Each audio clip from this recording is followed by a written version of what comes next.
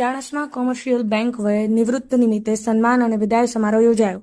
ગત રોજ તારીખ 30/9/2024 રોજ Chanasma commercial cooperative bank limited ચાણસ્માના બેંકના કેશિયર એવા જયેશભાઈ મથુરભાઈ પટેલ બેંકમાં કેશિયર તરીકેના 23 વર્ષના કાર્યકાળ દરમિયાન એક આદર્શ કર્મચારી તરીકેના સફળ, પ્રેરણાત્મક, સેવાભાવ સાથે સફળતાપૂર્વક પૂર્ણ કરી વય મર્યાદાના કારણે વય નિવૃત્તિ થતાં તેમનો વિદાય સમારંભ બેંકના ચેરમેન શ્રી ચંદ્રકાંતભાઈ બી પટેલના અધ્યક્ષસ્થાને યોજાયો.